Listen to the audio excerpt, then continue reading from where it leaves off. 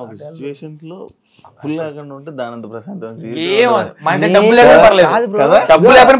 ఇల్లు కారు లేకపోయినా పర్లా. నేను స్టార్టింగ్ నుంచి నా గోల్ అది. నేను అప్పు చేయకూడదు, నాకు వద్దు, నాకు ఎందుకు అప్పు, నాకు వద్దురా బాబు. ఎందుకంటే ఇంటి దగ్గర ఉన్నప్పుడు అమ్మాలు కొంచెం అప్పులు చేసేటప్పుడు అప్పులు వచ్చి మాట్లాడేవన్నీ చిన్నప్పుడు అన్నీ చూస్తుంటాం కదా. అమ్మో ఇలాంటి నాకు వద్దు వద్దు అనుకుంటూ 12 అయిపోయాను. అది వెళ్ళిపోతాయి. ఈఎంఐ కానీ అప్పులు కానీ ఈ వడ్డీలు కానీ ఇవి ఏం లేకపోతే అంత రిచ్ పర్సన్ ఎవడన్నాడు. ప్రశాంతంగా ఉంటది, హ్యాపీ తింటాం పడుకుంటాం ఎంజాయ్ చేస్తాం. 10 సంవత్సరాలు ఎక్స్ట్రా 10,000 సంపాదించామంటే ఆ 10,000 5,000 మంచి కడుపుని తింటాం మనం. ఎవరికి ఇవ్వక్కర్లేదు, పీస్ఫుల్. చాలా మారిపోతాయి, అన్ని మారిపోతాయి. ఇది హైలైట్. ఇది అవ్వట్లేదు నాకు. ఇంకా డబ్బులు రేపు మార్నింగ్ ఒకరికి ఇవ్వాలి, నేను అవ్వట్లేదు నాకు. వాళ్ళని అడిగాను వీళ్ళని అడిగాను, సెట్ అవ్వట్లేదు. వాళ్ళ దగ్గర ఉంటే ఇస్తారు, వాళ్ళ దగ్గర లేని ఎలా ఇస్తారు. ఒక రోజు ఒక స్టోరీ ఇన్స్టాలో ఒక స్టోరీ పెట్టా, నీడ్ హెల్ప్ అని.